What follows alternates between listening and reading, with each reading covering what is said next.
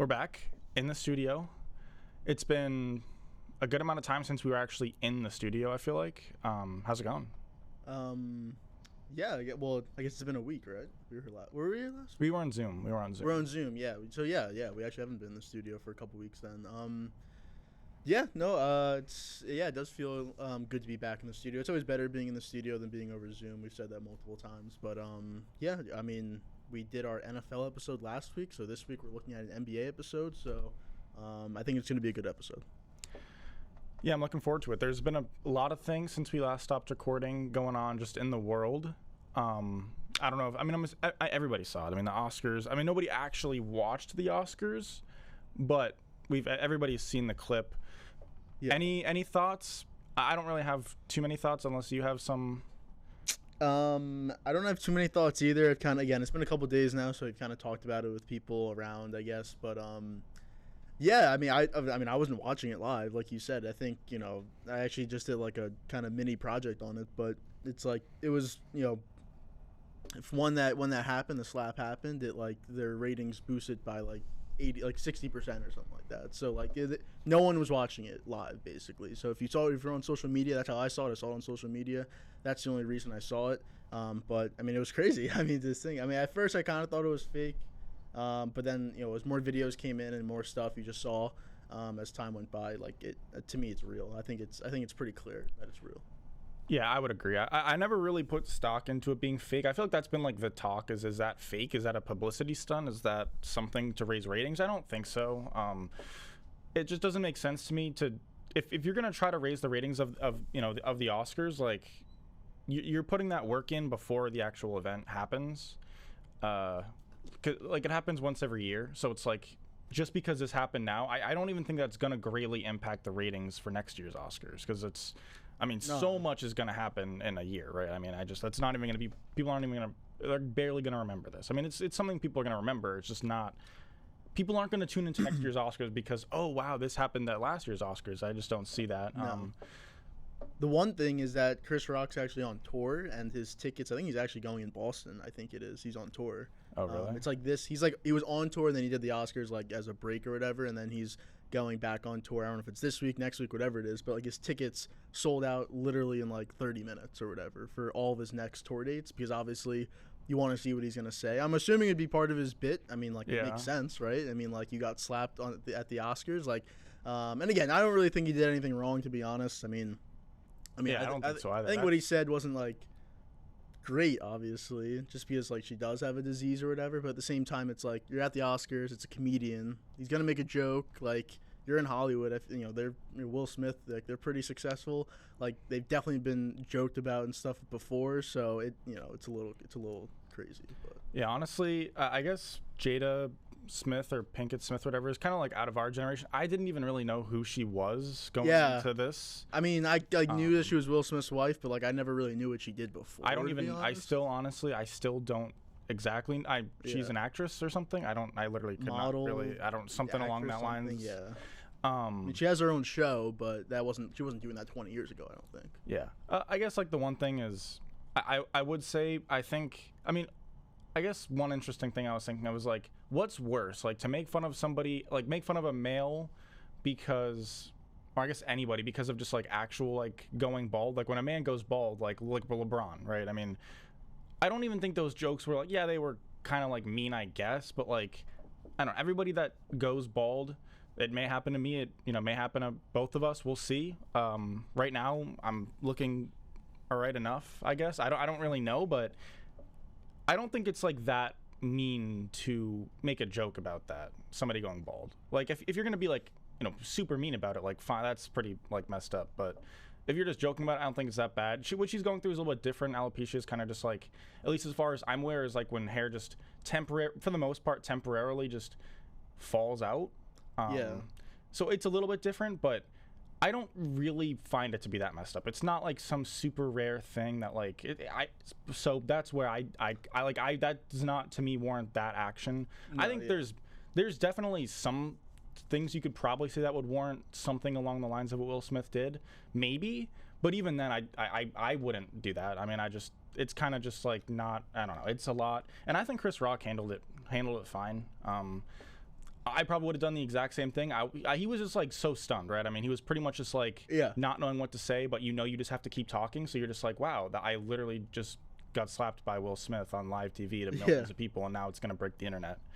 Then he kind of stumbled on his words. He was like, we're going to hand out a documentary. And then he like, listen, he kind of stumbled over his words a little bit, but I mean, I don't know. I think he handled it fine. I think he's also handling it fine, not pressing charges or anything like that. I think that would be a little overboard, especially, I mean, if you're not a Hollywood, if there wasn't that event, maybe I could see it, but I mean, it's not like he got, Yeah, I mean, like, some people are saying he should have done something else or whatever. I mean, like, what else can he do? He's like a presenter at the Oscars. Like, is he gonna go fight him or something? Like, that doesn't make sense either. So yeah, I don't think there's anything else he could have done from Will Smith's point of view. I guess he could have just yelled, like, what he was yelling stuff, like, if you heard the uncensored part of it, which also makes me believe that it is real, because like they had to censor it, and I feel like, and there's like parts, there was like in certain countries it wasn't censored, so that's why I feel like it's real. But if he just like yelled at him or whatever and said whatever, keep his wife's name out of his mouth or whatever, I think that would have been acceptable. Maybe still a little over the top, but like, because it is a joke and you should know it's a joke, but at least that's a little bit more acceptable than walking up on stage. And again, Chris Rock wasn't expecting it. He was just standing there thinking like he was probably gonna like playfully do something with him, or maybe like, I don't know, do something stupid. He didn't think he was gonna get slapped, obviously. So yeah. But yeah, that's what happened. That was Sunday night. That broke the internet. That was like, honestly, that's probably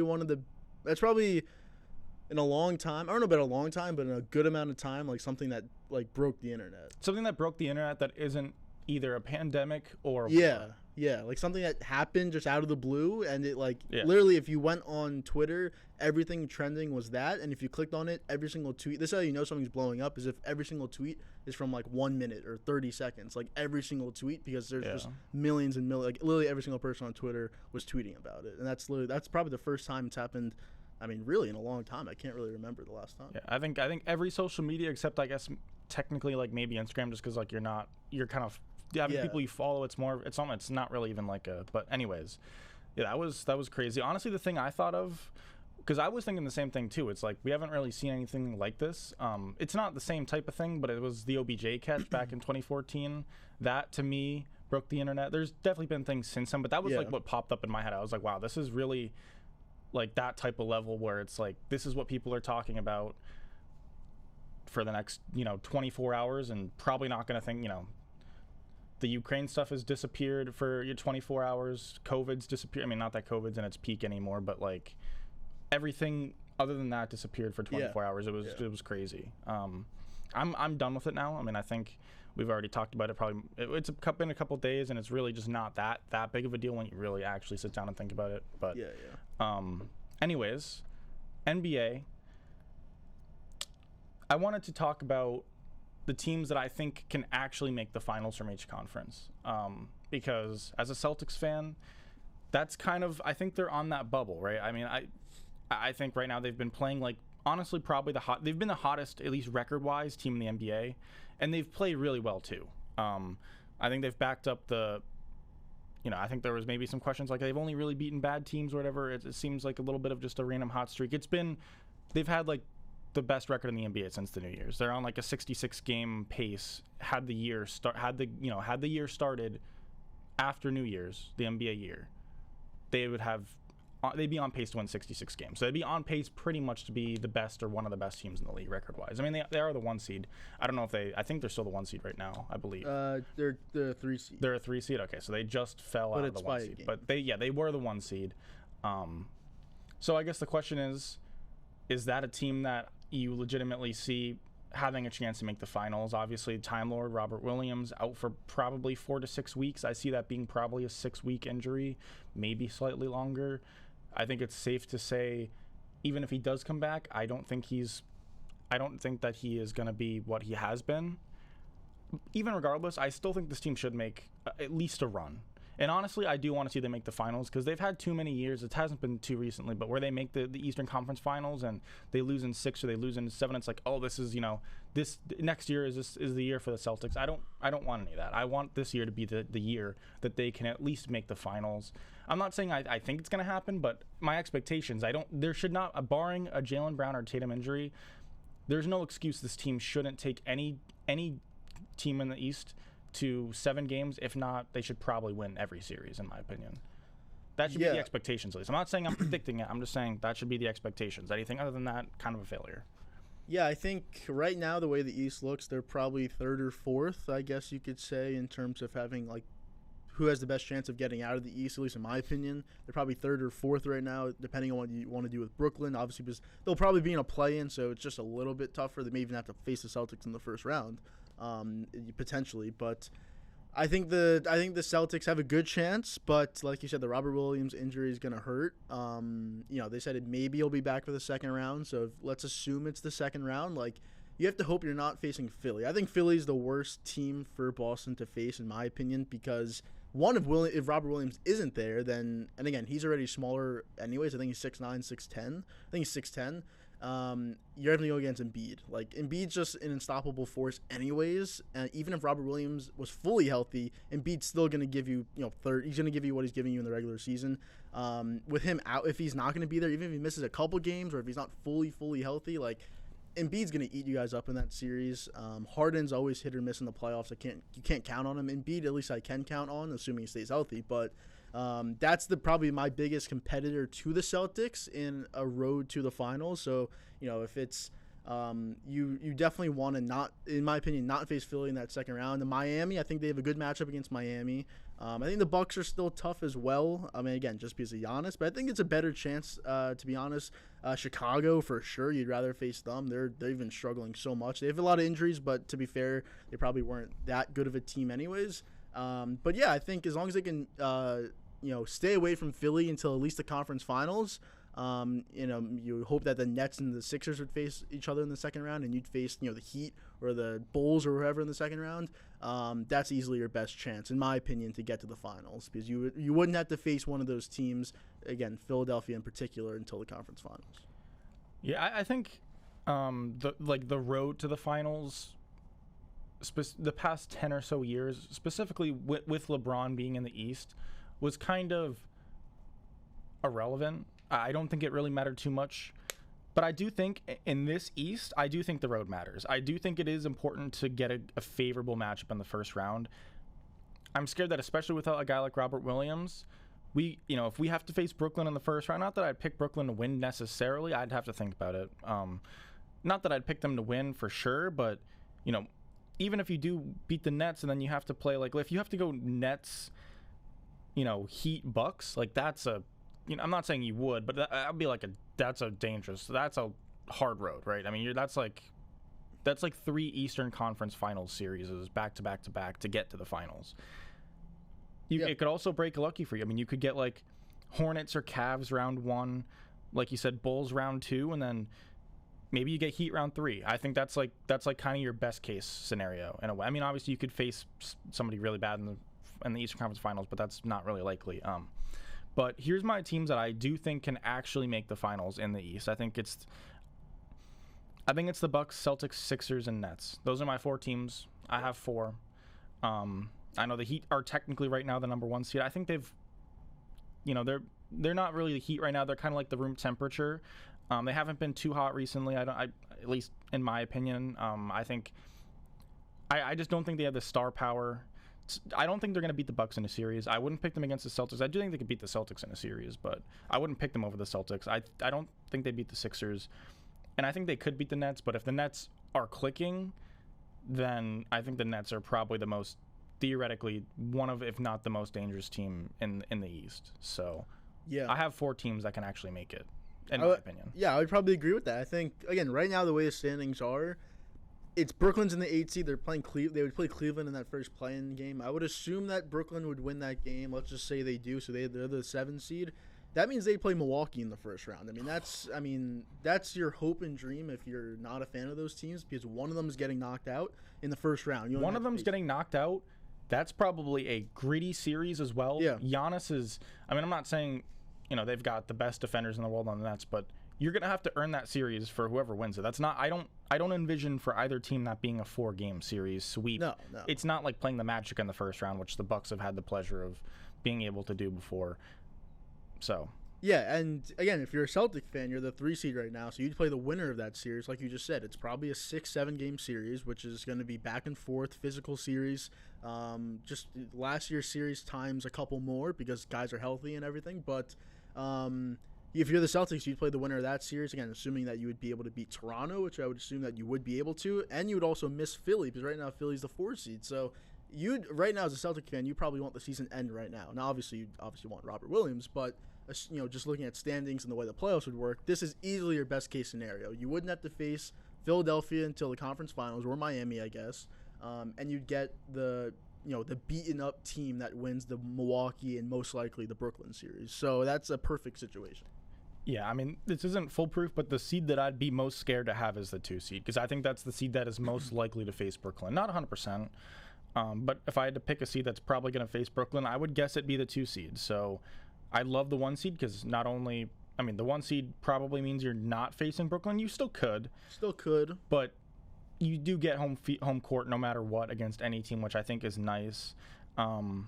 But yeah, if I'm a Celtics fan, I would take the series or the season ending right now, even if that means that I have to give up home court against the Bucks. I think that's worth it because, I mean, I'll go on record now. I think that any team that does have to have that tough road, which pretty much means Brooklyn in the first round, I would be willing to go on record and say that I don't think they would make the finals. I do think the road's going to matter.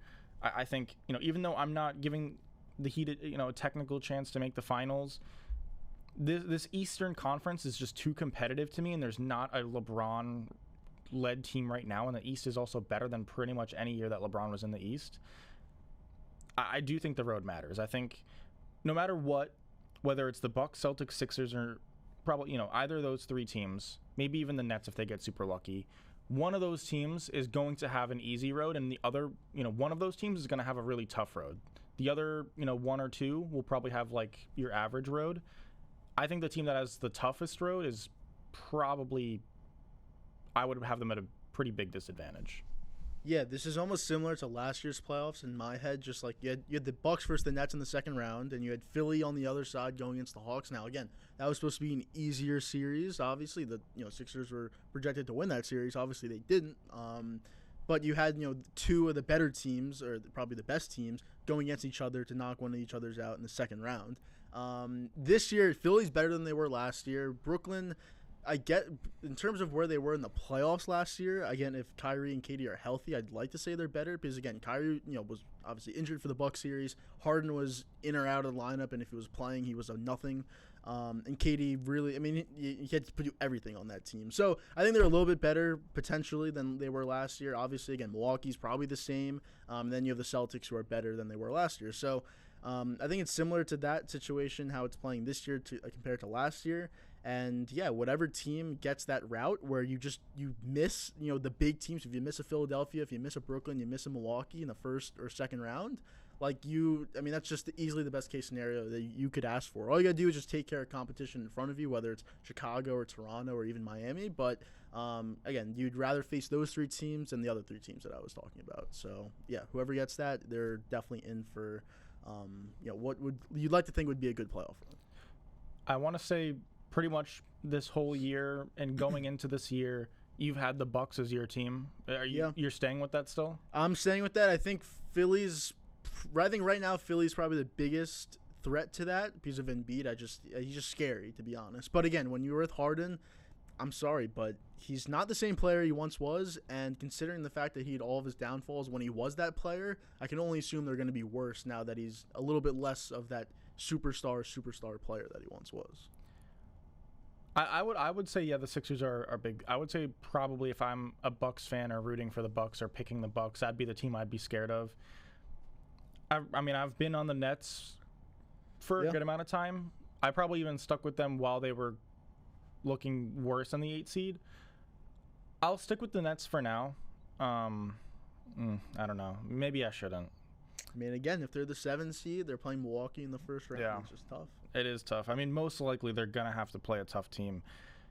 I can't go the Celtics, right? That would kind of be... I think the only hope is that Miami goes to the 2 seed because, again, they're only half a game up on the 2 seed, which is Milwaukee, and then they're only a game up on Boston, who's the 3 seed, and only a game and a half up on Philadelphia. So I think the hope is that Miami would drop to the 2 seed, or like if you're rooting for Brooklyn, in that you could potentially play Miami in the first round, because I think Miami would make it tough, but obviously Brooklyn's the better team, in my opinion. No, I would agree. I guess this is a cop-out answer. I'm just gonna say, kind of back off what I said earlier. I'm going to pick the team that has the easiest road when the playoff starts. So whatever team can get either, whether it's the Cavs or the Hornets or the Raptors probably, and it can also get like the Sixers or the Bucks on the other side of the bracket, so they could have the potential to go like Cavs first round, Bulls second round, and then then actually play their first real series. That's the team I'd go with. It's a little bit of a cop-out answer, but that is how I feel right now. I think that's probably the right answer, though. I think so, yeah. Before I move to the West, you did say you wanted to say one thing. Do you think that fits better now, or should I go with the West first? I think we should do the West first, and then I'll bring it up. All right, so spoiler alert, there are 4 teams from the West as well I think can actually make the finals. I'm not talking win, I'm just saying make. I guess maybe I should include win in there, but I won't. It's the top 4 seeds for me right now as we speak. It's Phoenix, the Grizzlies, the Warriors, and the Mavs. Those are 4.5. I'll say 4.5. If somehow I've heard some things at least that there's a potential that we see Paul George and Kawhi Leonard on this team, on the Clippers team, come the playoffs. That's my half. Do I expect it to happen? And even if it does happen, do I expect Kawhi Leonard to come back and instantly, which he'd have to instantly be a top 4 player in the NBA? I don't. Yeah. But if that does happen, then they'd be a team. But that's like, by that logic, I could technically say the Lakers, because if they somehow click, but that's just not going to happen. But that would be my 4.5. Would be the Suns, Grizzlies, Warriors, and if somehow Kawhi Leonard does come back for the playoffs and is a top 4 player, because I think Paul George will be fine. Seems like he'll be fine. If Kawhi Leonard comes back, then that'd be my 5th team. But I'll say 4. If you're making me pick or not pick, I would go 4 right now. Yeah, I would actually go with 3.5 teams for me. Now my 3 teams would be Phoenix, Memphis, and Dallas. Is your half the Warriors? No, my half is Denver. Wow. The Warriors, and again, I know they're injured. I know Draymond's injured, Steph's injured, whatever. But I don't know. I don't love that team, to be honest. I think that obviously, again, we've seen without those guys, and again, who knows if they'll be fully healthy by the time playoffs really do start. Like, I just don't know how much I love them, especially if they have to be in a matchup versus size. Right now, they play Denver the first round. I don't know who's guarding Jokic. Even if Draymond's out there, it's not like he's going to stop Jokic. So I think that's just a tough series for them if they're going in size. Even if not, obviously, they probably have a better chance. But I don't know how much I love that team to get to the finals. Denver being my half is because, again, Jokic, but the way that they play as a team, and again, they don't even have Jamal Murray right now, Michael Porter Jr., they're supposed to be coming back for the playoffs. I think Porter is supposed to be coming back the next couple of games to try and ramp him up a little bit. Murray, I think, should be back for the playoffs. It's totally certain, but if those guys can come back, that team has a good shot. Now, Murray's not going to be the same guy he was. Porter's not going to be the same guy, but those are 2 spots in your rotation that are now filled by guys who what to expect from them.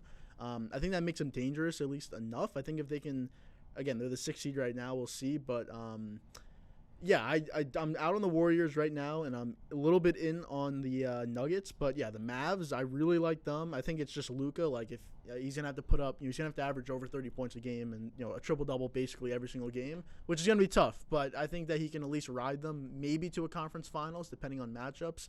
And then obviously the top 2 seeds, it's pretty easy to choose those 2 seeds, obviously just based on the record and their play.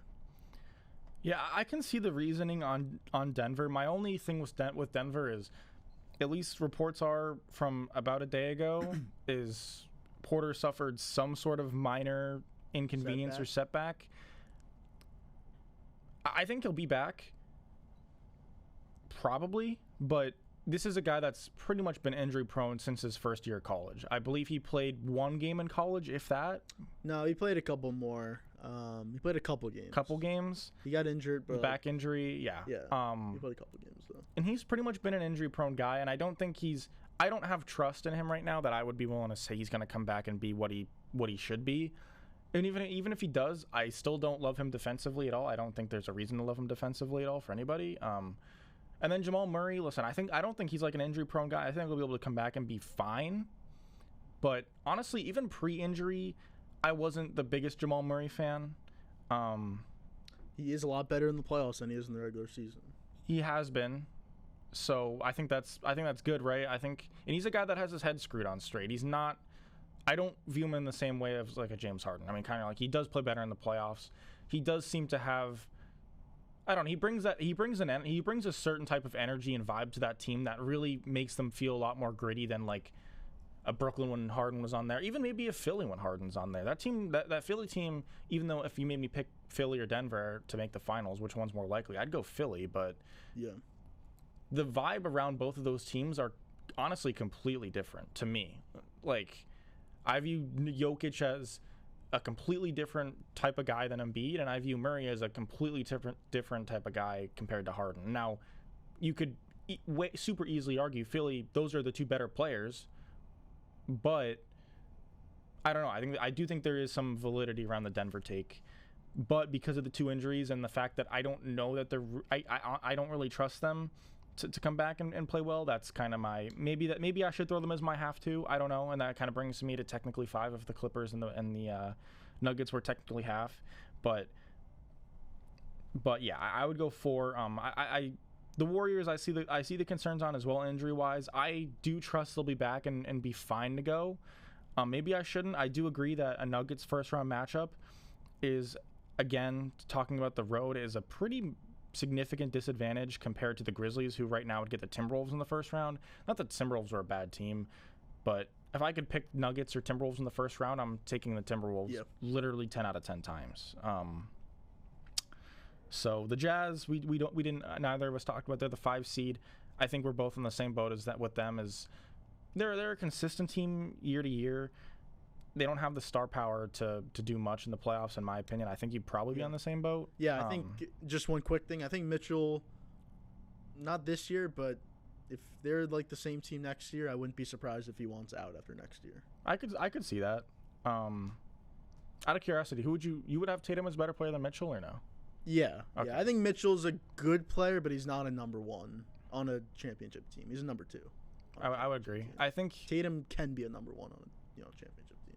I would agree with that. I would probably agree with that. I think Tatum's on that verge. It's like you can't really tell right now if he's a number 1 or number 2. Like, everything's leaned him being a number 1, but he has to go on a run to be a number 1. Yeah, he has to. He really does have to go on a run. You're right. He, like, right now, unless he takes another step to the point where he's like a legit perennial top 5 player in the league, which I don't think he is right now, which I think he can take that step. He's like 23 years old, so I do think he can make that step. But yeah, right now he's either like the best or one of the best number 2s in the league, or a number 1 that needs a couple breaks as well as going on a historical run to make a finals appearance or win the finals. Yeah.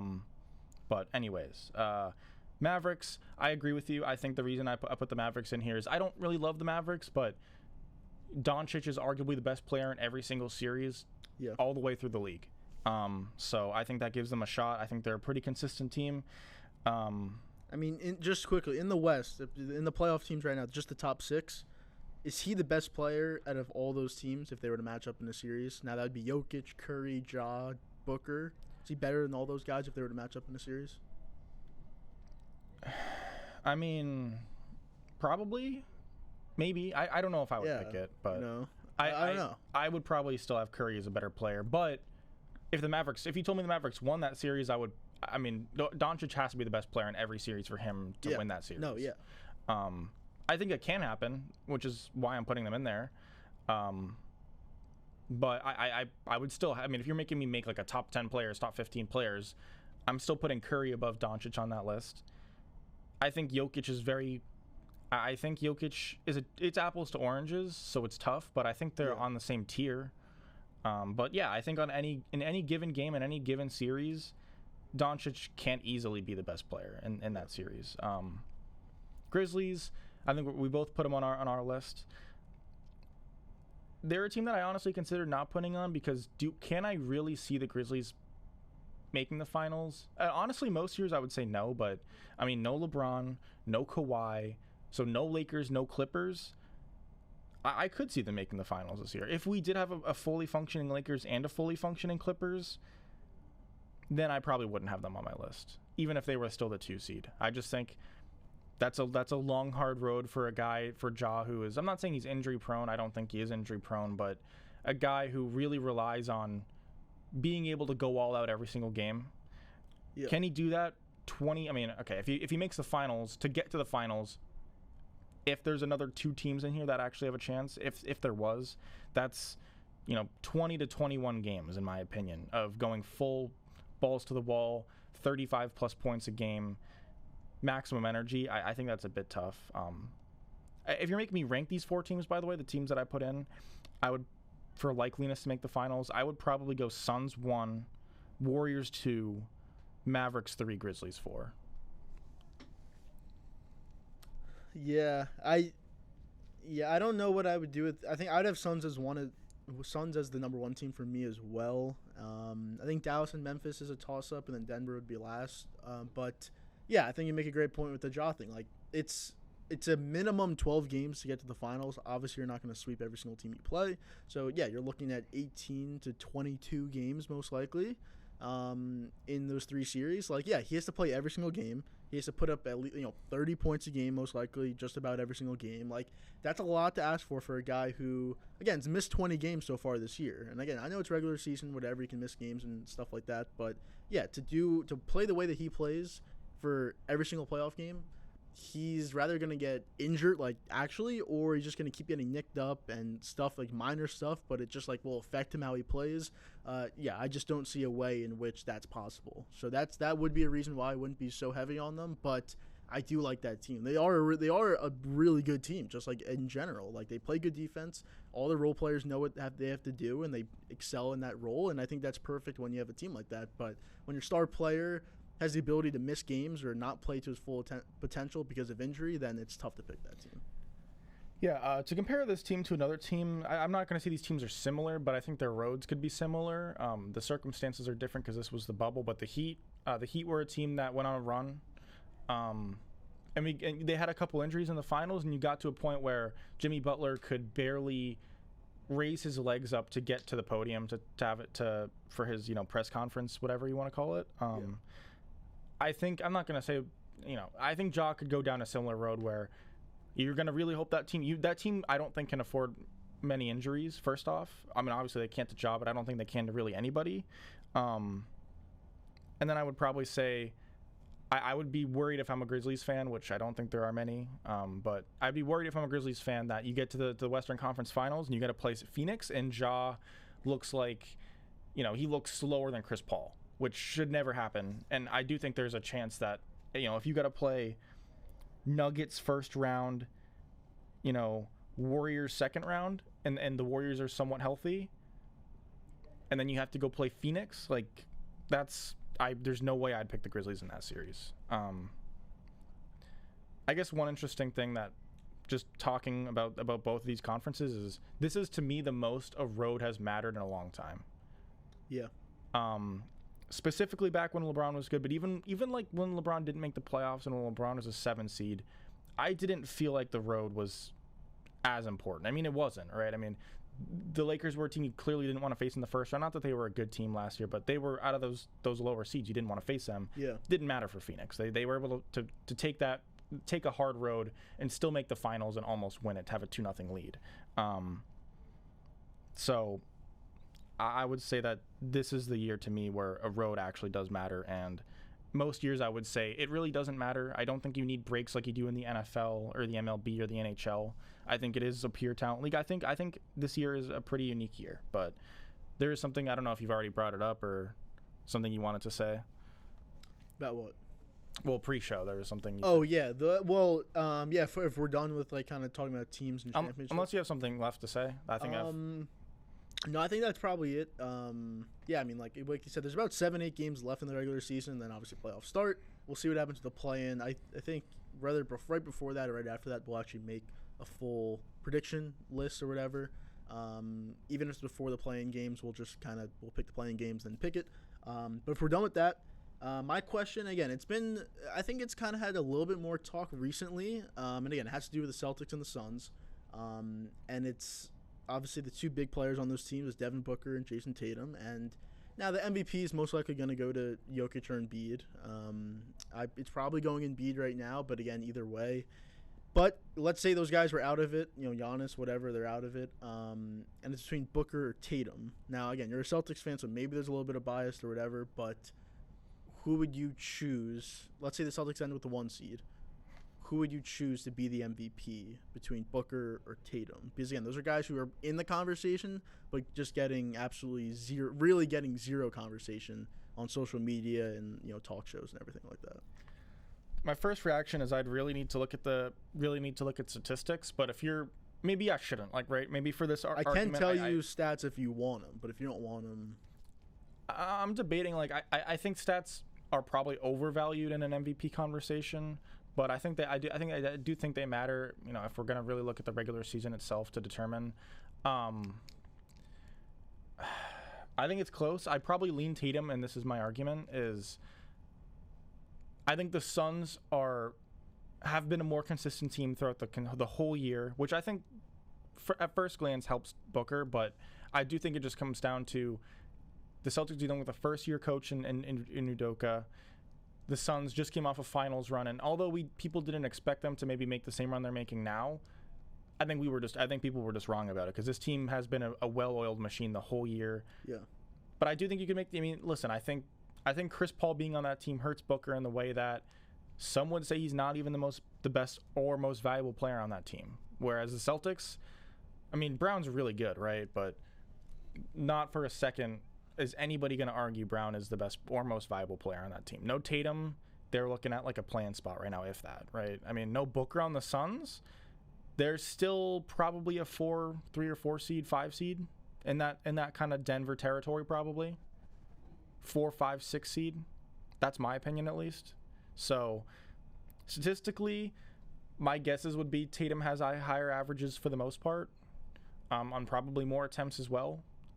But I could be wrong about that. I would probably lean Tatum, but I wouldn't be upset if Booker won it because the Suns have 61 wins right now, and the Celtics have 47. So yeah. I think record-wise it leans Booker, but I do think Tatum is the better player. So I would probably lean Tatum. But yeah, like you said, the Celtics started off so slow, and that where they've come to that is what you need for an MVP push. Obviously, you'd rather start good and then finish off the way you are, but the fact that they're 47-29 right now, they'll probably end up. I think they have 6 games left. I'm assuming they'll end up with 50 wins, probably 51, 52 or whatever. The Suns will probably end up with 65, but it's tough because I'm just gonna say the stats. It's not really factoring it too much into my decision, but Tatum's 27, 8 rebounds, 4 assists on 45% from the field and 35.5 from 3. Devin Booker is 26.5 points, 5 rebounds, 5 assists, 46.5 from the field, 38% from 3. So pretty similar stats, nothing too different in those stats.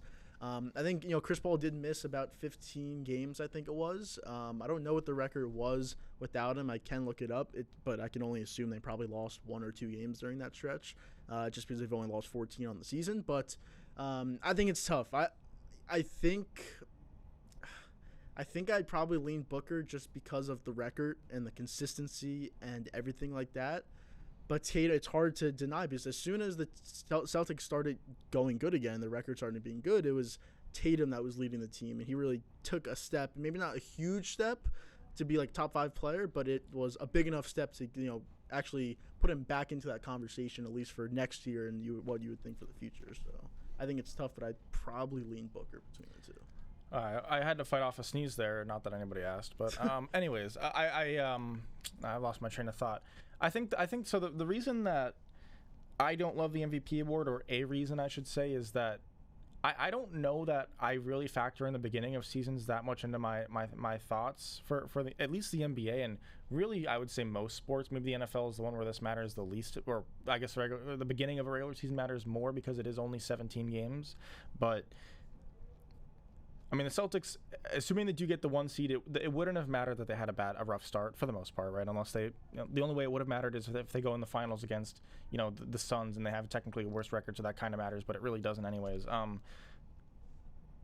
So I don't think that really should matter. And I will say, I don't know if this should factor into an MVP conversation, but the Celtics were essentially on the verge of having to blow it up, right? I mean, Yeah. they were a young core with a lot of momentum at the beginning. You bring Kyrie in, bring Gordon in, and whether it's injuries, inconsistent play, lack of chemistry, everything falls apart. Brad Stevens is like, I can't deal with this anymore.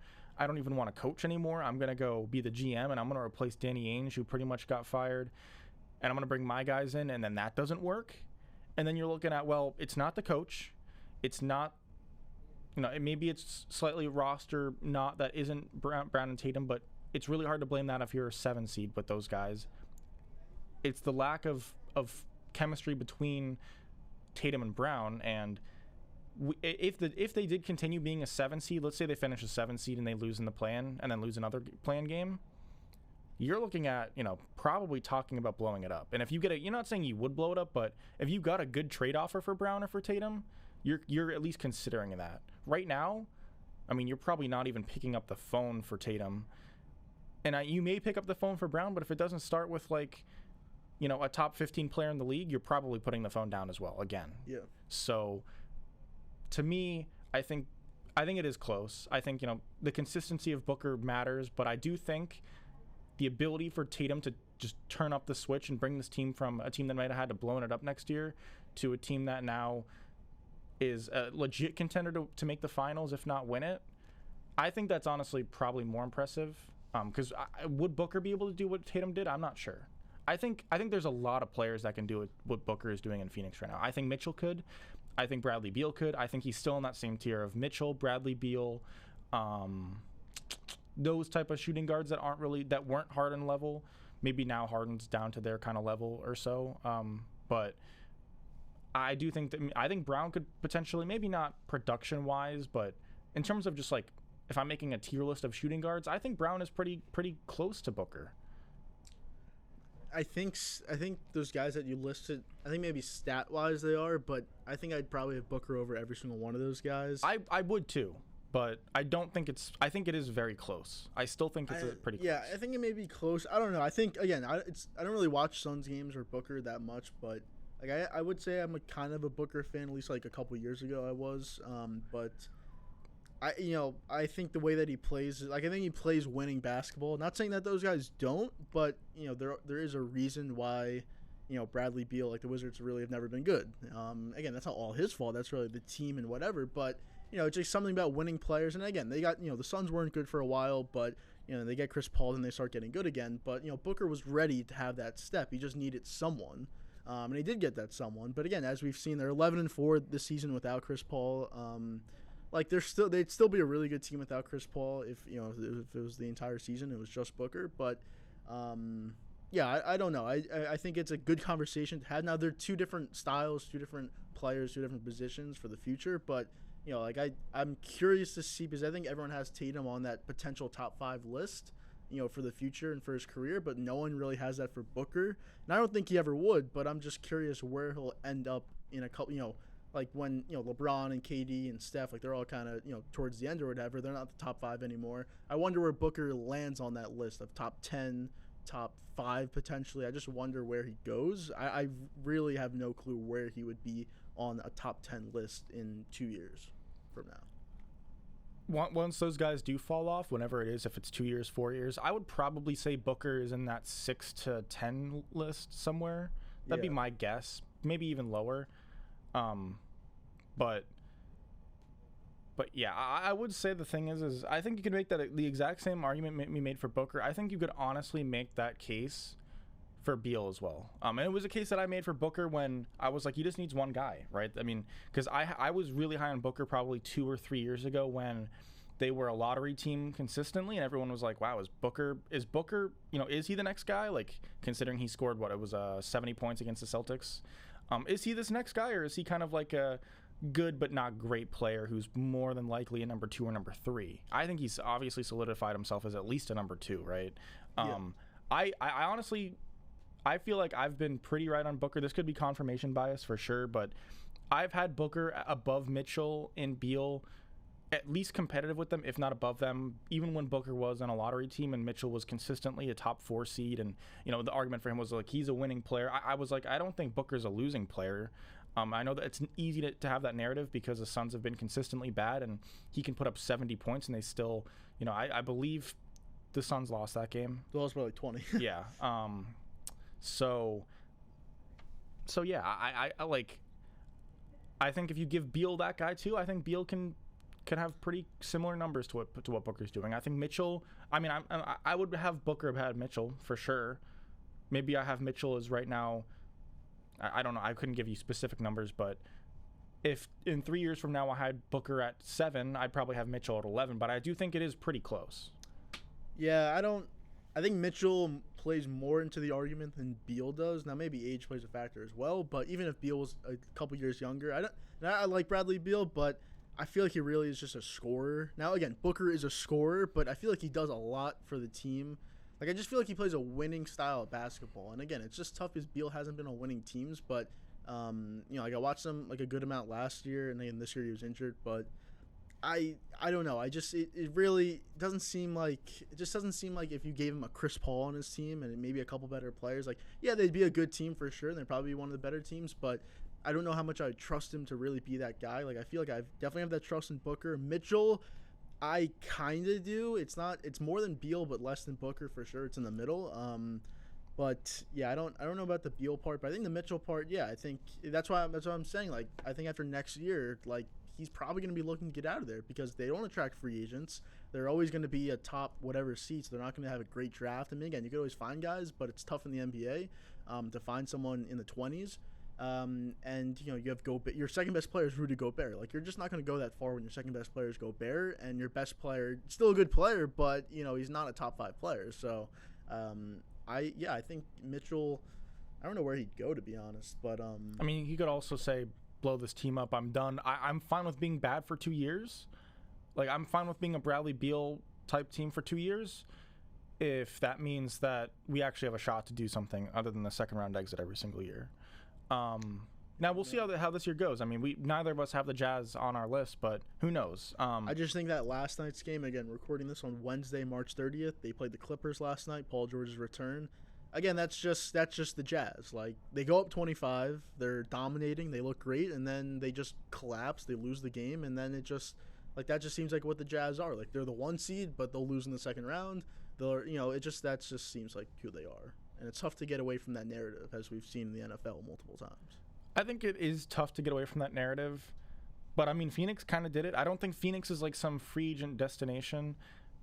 I mean, I think there's a possibility. I agree with you. I think there is a possibility. But, listen, does that – I think that could hurt his – if he does go in, leave and go win a championship and takes, like, quote-unquote, the easy way out. I'm not saying it's the easy way out, but – I think that could hurt him, right? I mean, I think if he does get compared to Booker down the line when their careers are over, let's say Booker gets 1 and Mitchell gets 1 championship, but Mitchell's is with the Bulls or something, but Booker's is with Phoenix, then I think you have to give the edge to Booker there.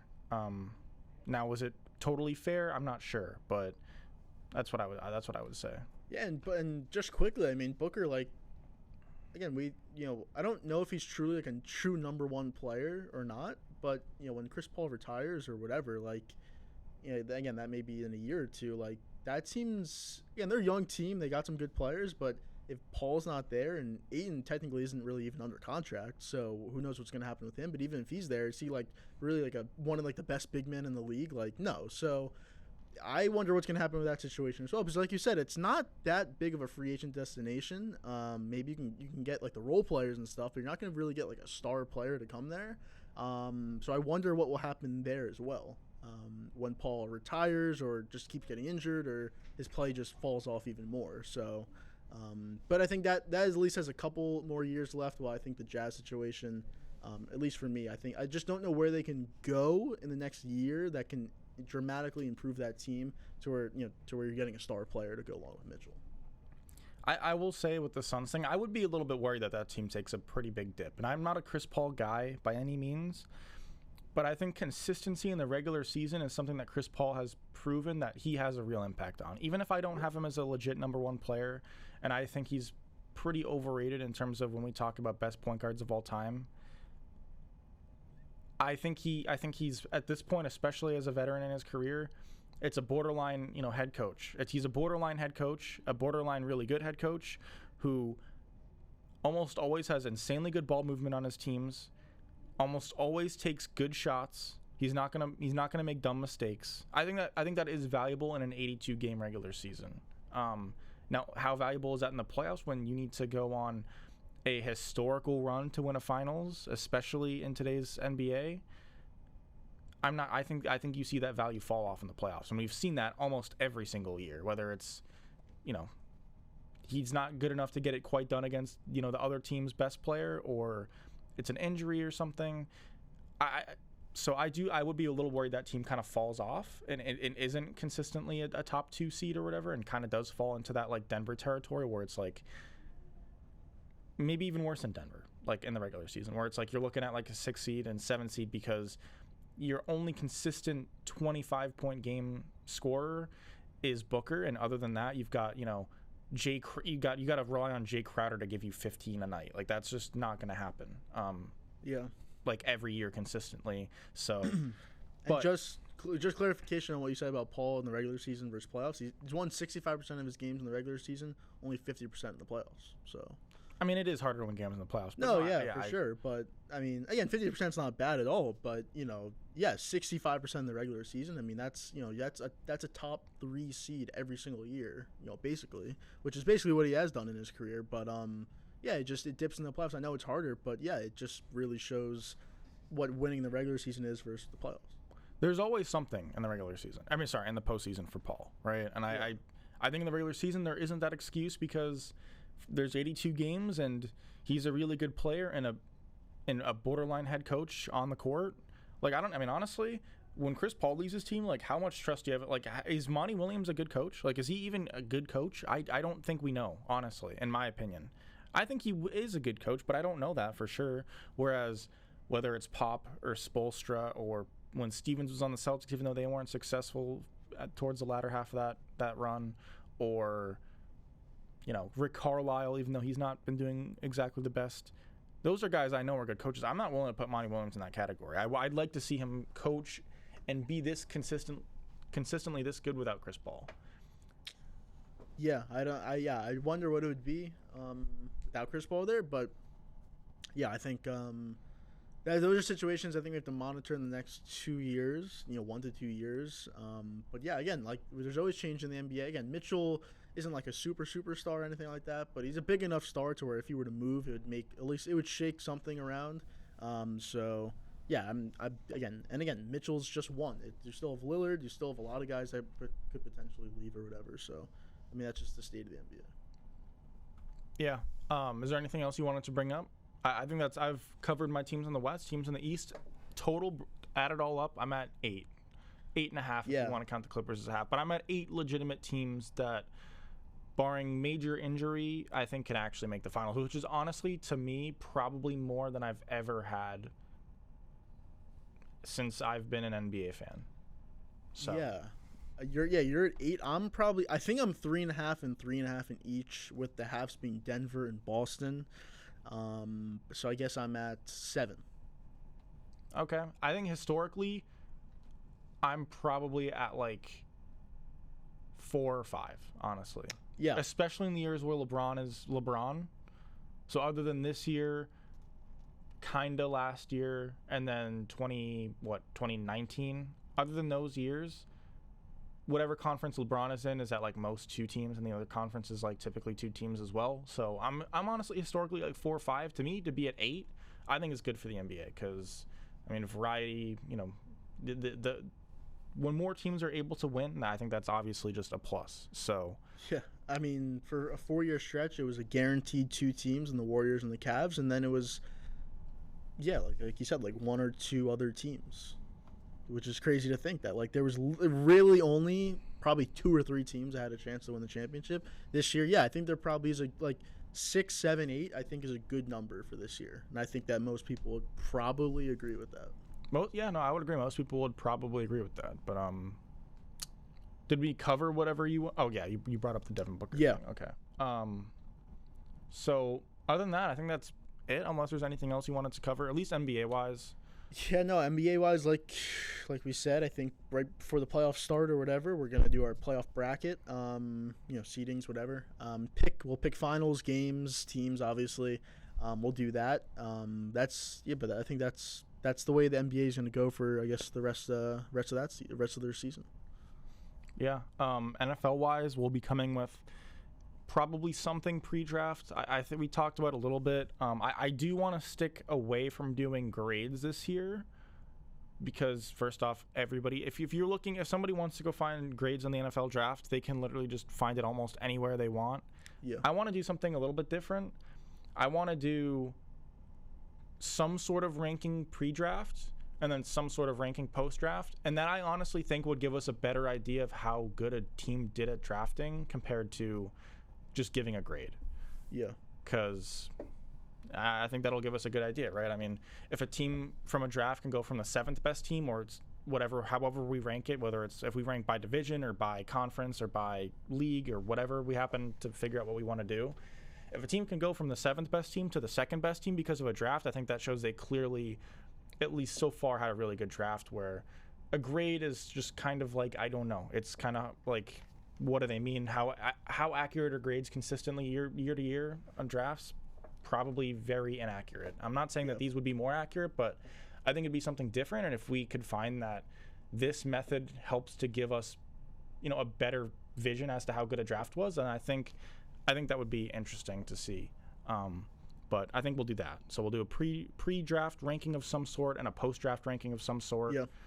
We'll probably give more specialized coverage, I guess, if you want to call it that, to our own teams. I'm curious what you think what Dallas needs to do in the draft. I'm honestly kind of curious of what you've thought about Dallas's offseason, because it's been a lot of nothing, right? I mean, it's been a lot of getting rid of and a lot of nothing. Yeah. I don't know if you're happy with that or not, but yeah. Well, I mean, we'll save it for another episode. We'll save it for another episode. I will say I was watching Colin Cowherd when I was eating lunch a couple days ago, maybe yesterday or something, and he did a quarterback ranking by division. Guess what his rankings were for the NFC East? I mean, there's just no way he didn't put Dak number 1, right? Like, that's not where this is going. That's where it's going. He had Carson Wentz as number 1. Dak. Right, well, he's always loved Carson Wentz. I literally, which makes no sense. But. It was actually really funny because I was on Instagram and I was I just thought wow, I haven't ever used the save thing, the save feature that often. Yeah.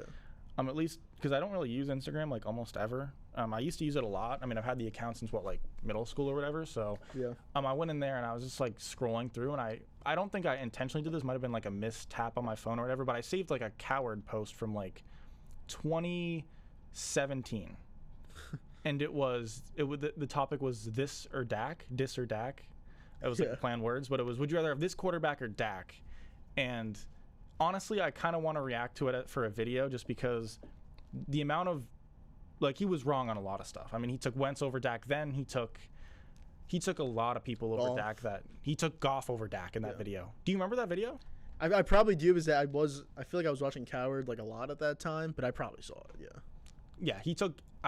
That was when Joy was on the show. She still is, but she gave her small little thing. She took Goff over Dak, and I was there's no way. I mean, again, at the time, it wasn't a ridiculous take at the time. I guess it wasn't that ridiculous. No, it wasn't. But at the time, I mean, even still, that's ridiculous. Even still, was a little bit. But again, the numbers that they were putting up, the records obviously made sense. But no, I mean, yeah, it's crazy to think. Again, he was fourth round. I don't know exactly what quarterback. I think he was the 5th or 6th quarterback taken in that draft. And obviously, there's no doubt he'd be the first one taken if it was a redo. Yeah, I think. Yeah, I mean, I think he even might have called Goff and Carson more consistent or something. And is I mean, even though Dak hasn't been a top 5 quarterback ever yet, he's been consistently, probably in hindsight, a top 10 quarterback. He's been consistently 8, probably 7 through 11. Yeah, in the league. Even his rookie year, you could probably make that argument that he was a top 11 quarterback. I would agree. Yeah. So, in terms of consistency, there's clearly no problem there. But anyways, that was just quick. We'll probably be back next week. So with our first mock draft. Gotta love the draft. So I don't know what exactly we're going to do. Probably, I think last year we pretty much did like top 15 picks and then both of our teams. So Which I think is what we'll do again. Again, last Probably, year, yeah. both our teams were in the top 15. This year, they're not. I know we're 24. I think you guys are what, 20? 21? 20, something around there. Yeah. Probably, yeah. I guess it is technically the same round that we got out. So, yeah, probably a pick or two below, or in front. But, yeah, we'll do the top 15 and then both our teams, and that should be it. Yeah. But anyways, so we'll be back. Feel free to like all that stuff. You get the gist of it. All right, goodbye.